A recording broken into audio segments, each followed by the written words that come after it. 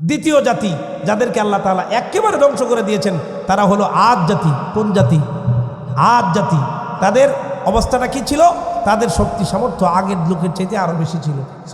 আদ জাতির লোকদেরকে আল্লাহ তাআলা বিশাল বড় পালন করে দুনিয়াতে বানিয়েছিলেন।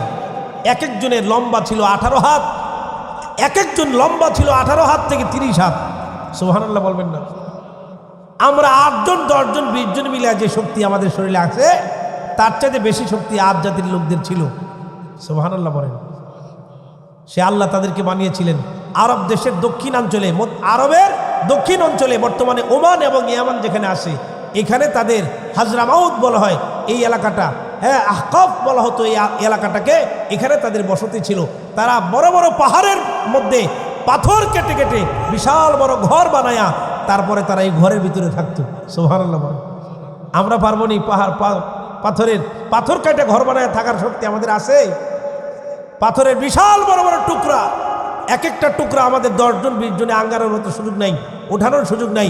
ওই রকম তারা একজন উঠাইতে পারত। সুবহানাল্লাহ। এই জন্য তারা শক্তি বড়াই তারা করত। তারাও কি অপরাধ? দেখেন নূহ আলাইহিস সালামের পরে মাত্র 5 পুরুষ পরে তারা আসছে দুনিয়াতে। নূহ আলাইহিস সালামের বড় ছেলে শামের বংশ হলো আরব। এই শামের 2 সন্তান, একটা হলো আদ আর একটা হলো সামুদ।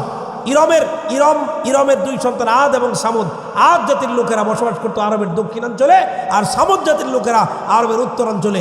উভয় জাতিকে আল্লাহ তাআলা বিশাল বড় শক্তিশালী করে বানাইছেন, এমনভাবে যে পাথর কেটে কেটে বিশাল বড় বড় বাড়ি বানাইতো, আর তারা বিশাল বড় বড় অট্টালিকা বানাইতো পাথর দিয়া।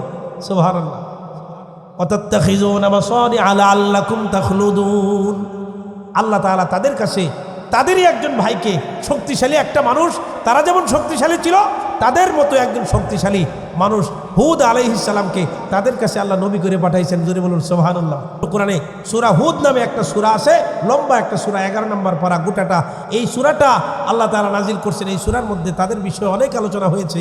আমি লম্বা আলোচনা করব না, যেহেতু সংক্ষিপ্ত আকারে আলোচনা শেষ করব। আমি মূল মেসেজগুলো আপনাদেরকে দিচ্ছি।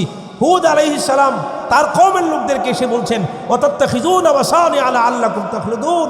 ও আমার কওমের লোকেরা, তোমরা অনর্থক এরকম বড় বড় বিল্ডিং বানাইতেছো, তোমরা কি চিরকাল এখানে থাকবা?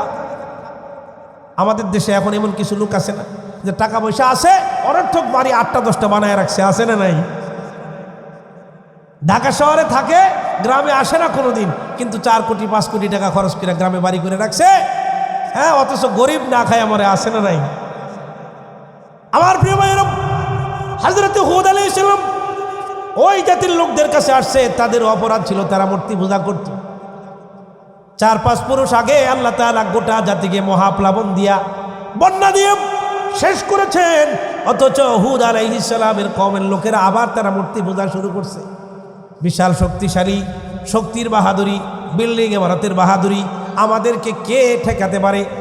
কোরআনে কারীমে সূরা হামিম সাজদা 15 নম্বর আয়াতে আল্লাহ তাআলা ঘোষণা করছেন, ফাআম্মা আদুন ফাস্তাকবারু ফিল আরদি বিগাইরিল হাক্কি ওয়া ক্বালু মান আশাদ্দু মিন্না কুওয়া। এই আদ জাতির লোকেরা শক্তিমত্তার অহংকার করত আর বড়াই করত, আর তারা বলতো আমাদের চাইতে শক্তিশালী পৃথিবীতে আর কে আছে? আমাদের চাইতে শক্তিশালী আর কে আছে? তারা বলতো আমাদের চাইতে শক্তিশালী আর কেউ নাই, আমাদেরকে হত্যা করতে পারে, আমাদেরকে ধ্বংস করতে পারে এমন কোন শক্তি পৃথিবীতে।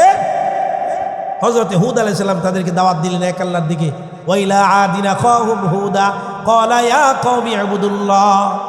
আদ জাতির কাছে হুদ আলাইহিস সালাম আসলেন, এসে তাদেরকে বললেন এক আল্লাহর ইবাদত করো, আল্লাহর সাথে তোমরা কাউকে শরীক করো না। জোরে বলুন সুবহানাল্লাহ। দীর্ঘদিন দাওয়াত দিলেন, দাওয়াত শুনে নাই, ডোন্ট কেয়ার, কোনো কথা শুনে নাই। তারা বলছে যে আযাব নিয়ে আসো, দেখি তোমার আল্লাহর পাওয়ার কতটুকু। নাউজুবিল্লাহ বলেন। আমার প্রিয় ভাইয়েরা, দীর্ঘদিন দাওয়াত দেওয়ার পরে দাওয়াত শুনে না, আর বলছে তুমি তাড়াতাড়ি করে আমাদের উপর আযাব নিয়ে আসো, গজব নিয়ে আসো। সত্যিকারের অর্থে তুমি যদি নবী হও তাহলে আযাব নিয়ে আসো, গজব নিয়ে আসো। আল্লাহ যখন নারাজ হয়ে গেছে, অপরাধ করতে করতে সীমা যখন লঙ্ঘন করে ফেলছে, আল্লাহ তাআলা তাদেরকে প্রাথমিক গজব দিলেন। 3 বছর বৃষ্টি হয় না। কয় বছর? 3 বছর বৃষ্টিপাত বন্ধ, ফসল যা ছিল সব শেষ। এমন কোনো ফসল নাই, এমন কোনো বাগিচা নাই, এমন কোনো নাজ নিয়ামত নাই যেগুলো আল্লাহ তাআলা তাদেরকে দেন নাই। আমার প্রিয় ভাইয়েরা, আমাদের 8-10টা মানুষের মতো একটা মানুষ যেহেতু ছিল, তাদেরকে আল্লাহ তাআলা ওই রকম নিয়ামত দিয়েই তো দুনিয়াতে রাখছেন, ঠিক কিনা বলে? এত নাজ নিয়ামত পাওয়ার পরেও শুকরিয়া আদায় করে নাই, আল্লাহ তাআলা নাফরমানি করছে। এজন্য আল্লাহ তাআলা এবার তাদেরকে ধরছেন। 3 বছর বৃষ্টি নাই, বাগবাগিচা পুরে সব সারখার হয়ে গেছে, সব একাকার হয়ে গেছে, পশু পাখি সব মরে সাব। এবার ওই আদ জাতির শক্তিশালী লোকেরা রাস্তায় নেমে গেছে, মরুভূমিতে নেমে গেছে। নেমে তারা আল্লাহর কাছে দোয়া করে, আল্লাহ মেঘ দে, ছায়া দে। আছে না নাই? আমাদের আগের দিনের লোকেরা রাস্তায় নেমে যাইত, আল্লাহ মেঘ দে, ছায়া দে, হ্যাঁ পানি দে রে তুই আল্লাহ নাকি। আর কলসি বাজাইতো, ঠিক কিনা, পাড়া পোতা এগুলো ফেলাইতো। আমার প্রিয় ভাইয়ারা, এগুলো ছিল কুসংস্কার। বৃষ্টি দেওয়ার মালিককে, একটু জোরে আওয়াজ দেয়া বলেন, বৃষ্টি দেওয়ার মালিককে, ফসল দেওয়ার মালিককে। তারা এরপরেও ঈমান আনে নাই। ঈমান না এনে ওই মরুভূমিতে গিয়ে আল্লাহর কাছে বলে আল্লাহ, পাহাড়ের কাছে গিয়ে আল্লাহর কাছে বলে আল্লাহ আমাদেরকে বৃষ্টি দাও, বৃষ্টি না দিলে তো আমরা মারা যাচ্ছি। এমন সময় আকাশ থেকে পাহাড়ের কাছে 3 ধরনের বৃষ্টি এসে হাজির হয়ে গেছে, মেঘমালা এসে হাজির হয়ে গেছে। কালো মেঘ, সাদা মেঘ, লাল মেঘ। সুবহানাল্লাহ বলেন। 3 ধরনের মেঘ আসছে, এসে আকাশে থেকে বলতেছে, আকাশে এসে আকাশ থেকে গায়েবী আওয়াজ আসতেছে, ও আদ জাতির লোকেরা তোমরা কি ধরনের বৃষ্টি পছন্দ করো? সুবহানাল্লাহ। আদ জাতির লোকেরা খুশি হয়ে গেছে, মনে করছে আকাশে বৃষ্টি আসছে, এখন তাদের জন্য মেঘ আসবে। তারা বলছে সবচাইতে পছন্দনীয় মেঘ কালো মেঘ, কিনা, ঠিক কিনা? কালো মেঘ। আমরাও যখন দেখি আকাশ যখন কালো হয়ে যায়, তারপরে আমরা দেখি অবশ্যই বৃষ্টি হবে, ঠিক কিনা? আদ জাতির লোকেরা তারা বললো আমরা কালো মেঘ চাই। হযরতে হুদ আলাইহিস সালাম তখন তাদের কাছে আসলেন, এসে বললেন তোমরা তো ভাবছো এই কালো মেঘ তোমাদেরকে বৃষ্টি দিবে, রহমের বৃষ্টি হবে, ফসল হবে। না রে না, না আমার কওমের লোকেরা, তোমরা ভুল করেছো, অন্যায় করেছো, অপরাধ করেছো, সীমা লঙ্ঘন করেছো। এই জন্য আল্লাহ তাআলা এই যে কালো মেঘ তোমরা পছন্দ করেছো, কালো মেঘ তোমাদের কাছে আসছে, এটা সাধারণ কোনো বৃষ্টি না। এই মেঘ হলো তোমাদের জন্য আল্লাহ তাআলার পক্ষ থেকে আযাব। যে আযাব তোমরা তাড়াতাড়ি করে এনে দেওয়ার কথা বলছিলা, ওই আযাব চলে আসছে, তোমরা প্রস্তুতি নাও। আল্লাহ তাআলার পক্ষ থেকে আগামীকালকে শুরু হয়ে যাবে। আমার প্রিয় ভাইয়েরা, ওই আদ জাতির লোকেরা ঘরে চলে গেছে।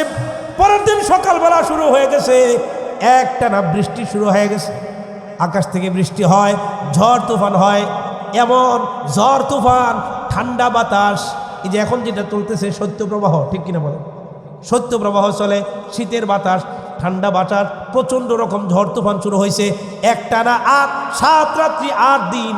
আল্লাহ বলেন আম্মা আদুন ফাউহলিকু বিরিহিন সরসরিন আতিয়া, আমি আল্লাহ তাআলা আদ জাতিকে ধ্বংস করলাম 7 রাত্র 8 দিনের ঠান্ডা বাতাস দিয়া। সাখরাহা আলাইহিম 7 লায়ালিন ওয়া 8 আইয়ামিন হুসুমা। একটানা 7 রাত্র 8 দিন একটানা অবিরত তাদের মধ্যে ঝড় তুফান দিলাম, এমন ঝড় তুফান দিলাম, এমন ঠান্ডা বাতাস দিলাম। আমি আল্লাহ তাআলা তাদেরকে একেবারে একটা সার ছাড়া খেজুর গাছ পড়ে গেলে যেমন হয়, ঠিক তেমনিভাবে আদ জাতির লোকদেরকে একসাথে সব পুরো জাতিকে আমি আল্লাহ তাআলা ধ্বংস করে দিলাম। বলুন নাউজুবিল্লাহ। পুরো জাতিকে আল্লাহ তাআলা কি করলেন? একটানা 7 দিন 1 সপ্তাহ ঝড় তুফান বৃষ্টি দিয়া তাদেরকে সমূলে ধ্বংস করে দিয়েছেন। একজন মানুষকে আর খুঁজে পাওয়া, সে আল্লাহ আছে না নাই? জোরে আওয়াজ দিয়া বলেন আছে না নাই?